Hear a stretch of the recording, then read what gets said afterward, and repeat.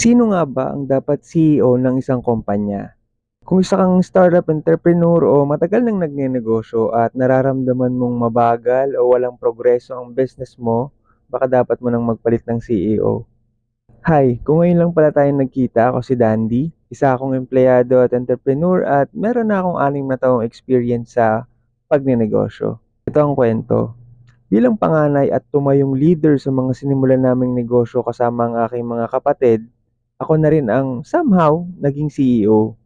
Pero limited lang din talaga ang kaalaman at experience ko kumpara sa lawak ng challenge sa pagnenegosyo na naging sanhi ng pagbagsak ng mga previous business namin.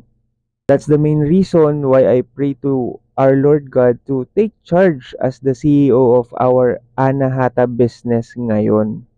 At nakatulong naman to shift our mindset na lahat ng ginagawa namin ngayon ay para sa Lord God to serve Him.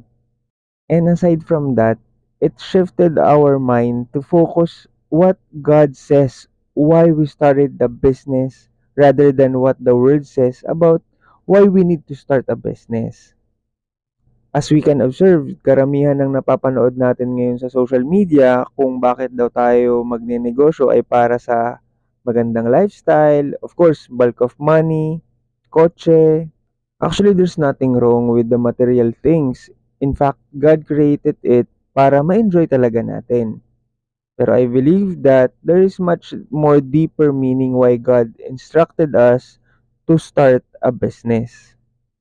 Na-realize ko na ang pagnenegosyo ay hindi lang daan para sa financial freedom, but it is a journey para malaman ang God-given purpose natin, which is our mission and destination. Ang pagsisimula ng negosyo ay nangangailangan ng commitment, and it takes your time, takes your energy, and your focus. Kaya naman dapat malinaw ang purpose natin. Kasi masasayang ang lahat kung walang magandang pupuntahan ng ating negosyo. Most of the business mentor ngayon will teach you to start with your why or clarify your why. Hindi ko sinabing hindi importante yan. Now, your why is important, pero as God as the CEO of our business, it teaches us that God's why is 10 times more important than our why.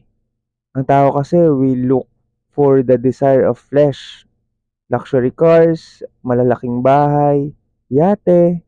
But if we dig deep, God has placed His desires on our heart to fulfill His purpose.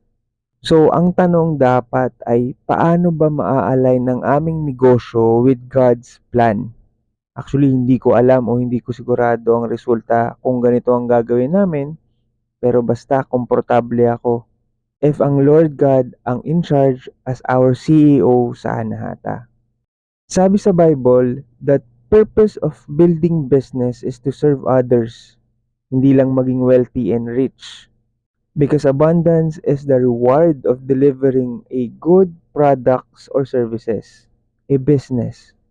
As a business owner, hindi lang pagkita ang pangunahin dapat nating layunin, kundi ang pag-provide ng excellent service para makakontribute to building God's kingdom. I hope this video gets into your heart. Galingan pa natin at lagi mong tatandaan na walang mangyayari sa buhay mo kung wala ka ring gagawing bago. Thank you very much po for watching and see you again on my next videos. Bye! God bless po!